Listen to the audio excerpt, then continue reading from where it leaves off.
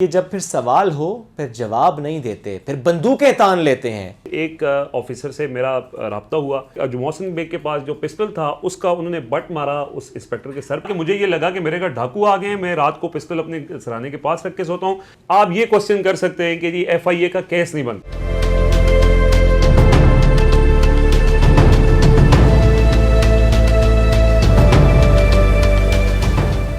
अस्सलाम वालेकुम ख़वातीन और हज़रात, आप देख रहे हैं बातचीत। मैं हूं आपके साथ मोहम्मद शुएब। बातचीत, बड़े आदाब होते हैं गुफ्तगू के, बड़े आदाब होते हैं स्क्रीन पर बैठकर गुफ्तगू करने के। एक सहाफ़ी के भी आदाब हैं, एक मेहमान के भी आदाब हैं, लेकिन मसला ये है आदाब भूल जाते हैं। सड़कों पर होने वाली गुंडागर्दी स्क्रीन पर आ जाएगी। मामला सुनते थे, कितना बरक्स हो रहा है मामला।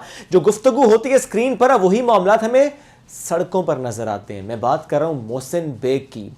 विद ड्यू रिस्पेक्ट, ये जो हमारे एनालिस्ट हैं, ये जो हमारे सहाफ़ी हैं, इनके सवाल का अंदाज़, इनके जवाब का अंदाज़, सिलेक्शन ऑफ वर्ड्स, शर्म आती है फिर ये कहते हुए कि हम सहाफ़ी हैं, कि जब हमें ये मालूम नहीं है कि कहाँ पर बैठकर क्या बात करनी है। एलिगेशन अगर लगाना है तो किस किस्म का गिरान लगाना है, बिलो द बेल्ट हिट कर जाते हैं इतनी आसानी के साथ कि जब फिर सवाल हो फिर जवाब नहीं देते, फिर बंदूकें तान लेते हैं।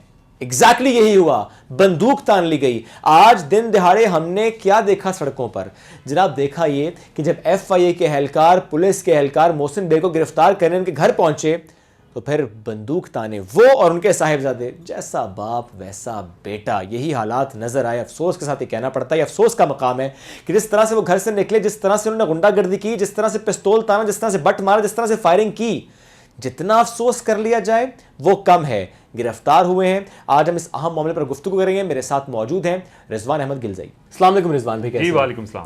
रिजवान भाई, आज का जो वाकया, ज़ाहिर जिस तरह मैंने अपने इब्तदाई में कहा, एक अफसोसनाक वाकया तो है, बट आपके पास उस वाकये से जुड़े कुछ एक्सक्लूसिव इन्फॉर्मेशन, आपने ट्वीट भी की है, आपका ज़रा कॉन्टैक्ट है उन एहलकारों अफसरान के साथ जो वहाँ पर मौजूद थे, चूँकि गुमराह भी किया जा रहा है कुछ जगहों से। तो मैं चाह रहा हूँ एक्सक्लूसिव इन्फॉर्मेशन भी शेयर करें। What actually happened today, what information you have?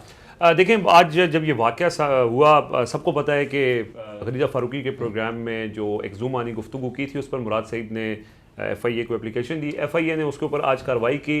जब F8 में उनकी घर के बाहर पहुंचे तो मैं, चूँकि जो वहाँ पे मौजूद थे अफसरान, उनमें से एक ऑफिसर से मेरा राब्ता हुआ। उनने मुझे बताया कि हम जब ये वारंट लेके पहुंचे तो पहले हमने उनको कॉल की, अच्छा, मोहसिन बेग को, और उनको कहा कि हम आपसे मिलना चाहते हैं, FIA से आए हैं। तो उन्होंने कहा कि नहीं, मैंने आपसे नहीं मिलना, आप वापस चले जाएं।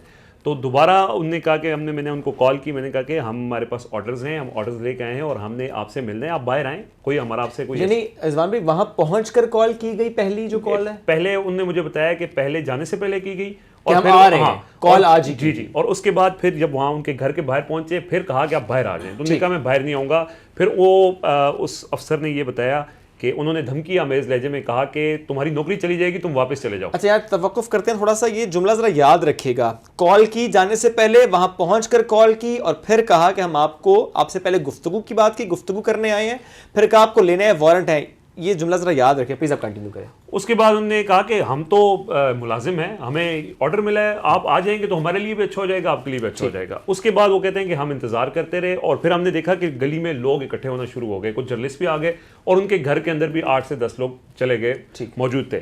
कुछ देर बाद फिर मोहसिन बेग साहब अपने बेटे के साथ बाहर निकले और उन्होंने कहा कि फिर हमारी गाड़ी के अंदर एक खातून ऑफिसर थी और एक मर्द इंस्पेक्टर थे, उनको उन्होंने गन पॉइंट के ऊपर यरगमाल बनाया। अच्छा। और उन्होंने ये कहा कि जो मोहसिन बेग के पास जो पिस्टल था उसका उन्होंने बट मारा उस इंस्पेक्टर के सर पे और वो जख्मी हुआ, जो रिपोर्ट भी हुआ। फिर उसके बाद अचानक फिर वीडियो में जैसे देखा जा सकता है, उन्होंने कहा कि मेरी चूंकि उनसे बात हो रही थी तो उन्होंने जैसे ही मुझे देखा उन्होंने मेरे ऊपर डायरेक्ट फायर मारा और वो वीडियो में नजर भी आ रहा है वो फायर। वो मतलब अल्लाह ने उनको बचा लिया, फॉर्चुनेटली वो उनको नहीं महफूज रहे। तो जब ये वाकया हुआ, अब हमें ये पता चला कि मोहसिन बेग को गवर्नमेंट ने गिरफ्तार कर लिया है, तो ज़ाहिर ये लगा कि यार सहाफ़ी हैं, उन्होंने एक बात की है, इतना सख्त मौक़िफ़ नहीं होना चाहिए हुकूमत को, बिल्कुल गिरफ्तार नहीं करना चाहिए। तासुर तो यही है कि हुकूमत अपने मुखालफिन को FIA के ज़रिए गिरफ्तार कर रही है जिस तरह का।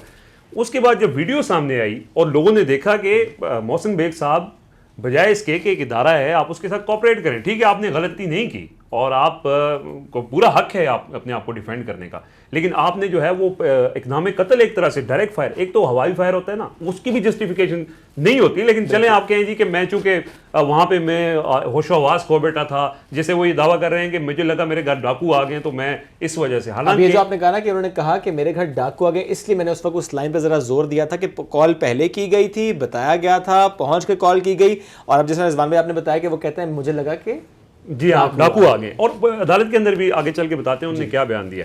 अच्छा, उसके बाद जब वो फायरिंग की वीडियो आ गई, सबने देख लिया, तो उसके बाद हमने देखा कि वो जो शिद्दत थी एक रिएक्शन के अंदर वो कम होना शुरू हो गई, और लोगों ने कहा यार इसकी तो कोई जस्टिफिकेशन बिल्कुल नहीं हो सकती। अच्छा, उसके बाद उनके वकील फौरन गए, उन्होंने मकामी अदालत में जो जफर इकबाल जज हैं उनके सामने कहा कि FIA ने उठा लिया है मोहसिन बेग को, अगवा कर लिया। उन्होंने ये एप्लीकेशन दी तो अदालत ने बेलफ भेजा थाने के अंदर, तो थाने के अंदर ऑलरेडी मुकदमा दर्ज हो चुका था, और उस बेलफ ने जाके बताया कि इनको बाकायदा FIR इनके तहत मुख्तलिफ इक़दाम कत्ल की और FIR हो चुकी है। साथ ही FIA की भी FIR हो चुकी थी पिक एक्ट के तहत कि इन्होंने पाकिस्तान इलेक्ट्रॉनिक जो क्राइम्स एक्ट है उसके तहत। फिर अदालत ने दोबारा कहा कि इनको पेश किया जाए, फिर SHO ने कहा कि उनको हम पेश नहीं कर सकते लॉ एंड ऑर्डर सिचुएशन के मुताबिक, फिर अदालत ने कहा नहीं उनको हर हाल में पेश किया जाए। जब उनको पेश किया गया तो वहाँ पर उन्होंने ये प्ली ली कि पुलिस ने मुझे बहुत मारा है, मेरी 2 पसलियाँ तोड़ दी हैं, और हालांकि कहना ये चाहिए था कि डाकुओं ने बहुत मारा है, डाकुओं ने पहले तो यही कहते आए ना कि डाकू थे, और उन्होंने यही कहा कि मुझे ये लगा कि मेरे घर डाकू आ गए हैं, मैं रात को पिस्टल अपने सराहने के पास रख के सोता हूँ, तो मैंने अपने आप को बचाने के लिए ये फायर किया। हालांकि वो फायर घर में नहीं हुआ, गली के अंदर हुआ, सबके सामने हुआ, उनको नजर आ रहा है, पुलिस एहलकार है उसमें, वहाँ पे FIA के लोग मौजूद हैं, तो ये एक स्टोरी हो गई। उसके बाद अब अदालत ने उनको 3 रोज़ा जिस्मानी रिमांड पर पुलिस के हवाले कर दिया। अदालत के अंदर उन्होंने सहाफ़ियों से गुफ्तगू भी की और उसमें बताया है कि क्या इसका बैकग्राउंड। रिजवान भाई, सहाफ़ी हो या पॉलिटिकल एनालिस्ट हो, इनको तो ये मालूम होता है कि क्या फाइन लाइन डिफरेंसेस होते हैं, कहाँ पे आप अपनी लिमिट्स को क्रॉस कर रहे होते हैं, लेकिन इस मामले में ज़रा मुझे गाइड भी कीजिएगा, क्या इनको वाकई इल्म नहीं था कि ये जो हरकत करने वाले हैं बाहर निकल के, या यूँ कह लें कि इतना बौखला गए थे कि समझ ही नहीं, हवास खो बैठे, या कहीं ये ना हो कि चंद रोज़ बाद कोई ये कह दे कि मेडिकल एग्जामिनेशन करा लें कि दिमागी हालत दुरुस्त है भी या नहीं, यू नेवर नो। तो मैं इसलिए समझना चाह रहा हूँ ये बात, क्योंकि जब हम ये कहते हैं कि गलती हुई है, कोताही हुई है, इसकी निशानदही करना हमारा फ़र्ज़ है, तो हम नहीं कर सकते गलती, हम वो कोताही नहीं कर सकते, हमने ज़ाहिर चीज़ों की निशानदही करनी होती है इस सिस्टम में रहते हुए। लेकिन ये कितने अफसोसनाक पहलू हैं कि हम बजाय इसके कि गलतियों की निशानदही करें, हम खुद उसके मुर्तकिब बनना, एक सहाफ़ी जिसने खबर देनी है वो खुद खबर बन रहा है। बिल्कुल ऐसे ही है। देखें शोएब भाई, फ्रीडम कम्स विद रिस्पॉन्सिबिलिटी, और आप भी सहाफ़ी हैं, हम भी सहाफ़ी हैं, हमारा काम है खबर देना, तज्जिया देना भी हमारा काम है, लेकिन वो बेस्ड हो मालूमात की बुनियाद पर, वो स्पेकुलेशंस की बुनियाद पर, वो अंदाज़ों की बुनियाद पर, वो प्रोपेगेंडा की बुनियाद पर नहीं हो सकता। लेकिन चलें, आपको आज़ादी इजहार के अगर आप पीछे छुपना चाहते हैं तो बिल्कुल आप ऐसा कर सकते हैं। जो आपने कहा ना कि उन्होंने ऐसा रिएक्शन क्यों दिया, देखिए एक बात है हमें माननी पड़ेगी, हम भी सहाफ़ी हैं, ये अब सहाफ़ी अपने आप को अनटचेबल समझते हैं। ये एक है कि who the hell is FIA कि मेरे घर में रेड करे, आप है कौन? You are a citizen first. बिल्कुल।